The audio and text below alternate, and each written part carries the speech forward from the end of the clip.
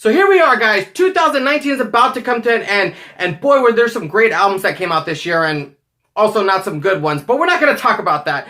But we are going to talk about are the albums that I didn't get a chance to review, whether due to money obligations or time restraints or who knows, whatever, a lot of plethora of different things. But with that being said, we are going to talk about the albums that I didn't get a chance to review and just spotlight them a little bit. So here we go, the top 5 albums that I didn't get to review this year.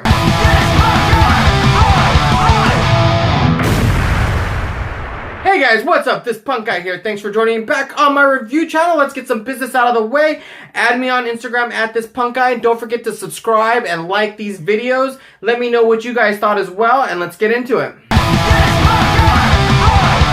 Now the number 5 video is Agnostic Front's Get Loud. Now this album just dropped a few weeks ago and I didn't get a chance to review it. I wanted to review it, I knew it was coming up, but due to money constraints and some bills I had to pay, life comes first, I could not buy the album on pre-sale, and everyone knows I like to buy the colored vinyl so I can show you guys at the end of the videos. But this is Agnostic Front's 12th full-length album released on Nuclear Blast Records. And this is a great album, guys. This is exactly what you want from Agnostic Front. It's definitely more on the metal side than what I remember growing up listening to them. Like, I'm not the hugest Agnostic Front fan. I am familiar with a lot of their discography, always dipping my foot in and out. And this album could have probably been a lot higher on my list if I had a chance to really listen to it and let it resonate with me, really get the feel of it. But like I said, it just dropped a few weeks ago, and there's been some other stuff going on. I haven't had a chance to really soak my feet into it. And after seeing the documentary, The Godfathers of Hardcore, that just came out this year, how can you not be rooting for these guys? How can you not want to participate and help spread the word about how amazing these guys are and what they did for the New York scene and created it, basically? Like I said, I have a huge growing passion for hardcore that's just getting bigger and bigger every year, and these guys are definitely at the top of my list. That's why they are number 5. Now, getting right into my number 2 is a band called The Setbacks. Their album Dead Reckoning. This is their second full-length album. I believe they released it on their own. Now, the reason why I didn't review this album is the same reason I didn't review the 5th album, is because money constraints. I had a lot of bills to pay. I had to pick and choose which albums I wanted to review, and I decided to not go with this one. Now, this is really a small-known skate punk band. In fact, I don't even know where they're from. I really don't know much about them. I kind of just heard them randomly on like Spotify, and ever since then, I've been hooked. Everyone knows that skate punk is my favorite subgenre of punk. I mean, just go back and look at my playlist of all the videos I reviewed. But this is a great band that just kind of nails it on the head of everything you want in a skate punk band. It really doesn't let up. The recording itself has got a lot of highs. There aren't a lot of low tones, so it's got that real crisp guitar. Sounds really fast, chugging riffs. The only real downfall of this album is there's not enough diversity in it. It really does kind of sound like one huge long song from start to finish. So if you want a few track recommendations from me, listen to We're Not Alone and Just Words featuring Dennis from 10 Foot Pole. And speaking of 10 Foot Pole, so the number 3 spot, I've been waiting for over 15 years for them to drop a new album, and it finally came. This is their 6th full-length album, 10 Foot Poles, Escalating Quickly. I actually did buy this album. Here it is. Here's the front, here's the back. I got it on blue vinyl.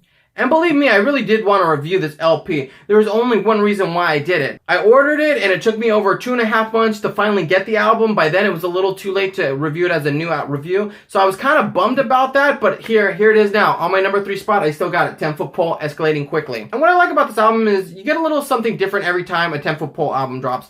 Yes, they are in that skate punk genre, which I love. They do something a little bit different every time. Things like drum looping is something unique to the band that they've never done, but also having Dan from Death by Stereo just fucking shred on this album is something new too. Because if you don't know who Dan by Stereo is, you guys should go follow him in Death by Stereo. I think he's in Zebrahead now, but he's just an amazing guitarist, and he puts his mark on this. The only downfall about this album is I'm not really big on the mix. Sometimes I think the guitar leads get drowned out by the other instruments in this. So I was a bit hesitant to like this album when it first came out because it was a little bit different than what I wanted. I wanted an old traditional 10 Foot Pole album, just a straightforward skate punk. But you know what? I gotta say, the more I listened to it, the more it started resonating with me, the more I ended up really, really loving it and enjoying it. And it's all because of Dennis's voice. Dennis has an amazing voice.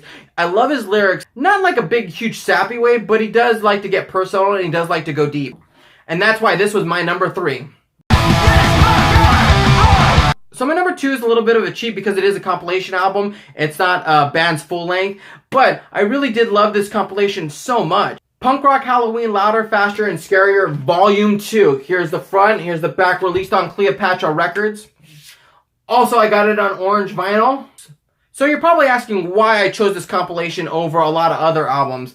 And that's because all the bands on this compilation, for the most part, are all unreleased.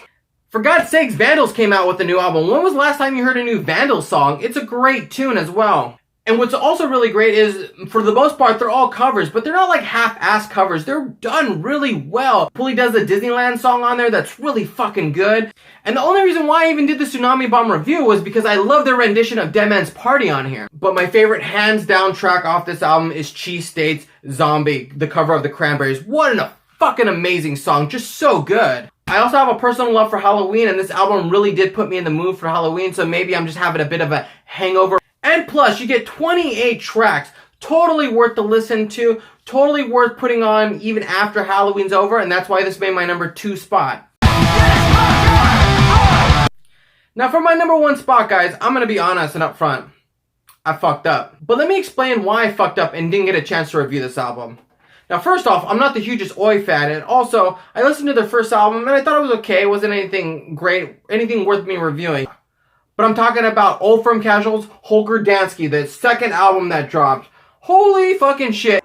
Holy fucking shit. What an amazing album. I definitely think it's my favorite record this year. So after a few months passed on this bad boy, I decided to actually give it a listen to and see what I thought about it. And holy shit, it kicked me in the face. It was so fucking good.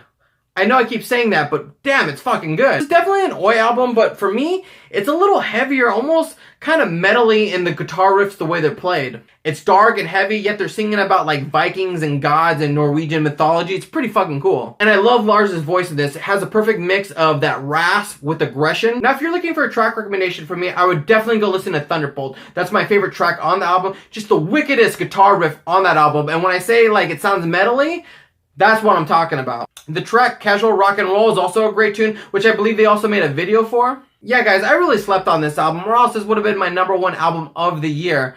But since I didn't get a chance to review it, I'm putting it number 1 here on the top 5 albums I didn't get a chance to review this year. So thanks, guys, for watching that video. I appreciate it. Like I said, there was a lot of great albums that came out this year. A lot of them I missed. So at least I'm trying to, you know, keep up to date on what's going on. Let me know what your favorite albums that dropped this year were. Whether you liked them, hated them. What do you guys think of my list? Did you like it or did you hate it? Also, I'm going to be doing another video on my top 5 albums that I did get a chance to review. So check that out in a few weeks. And until then, guys, don't forget to click a playlist, check out one of my older videos or whatever. Let me know what albums also you're interested in coming out in 2020. That's going to be a fun year for sure. And until then, guys, I'll see you at a show!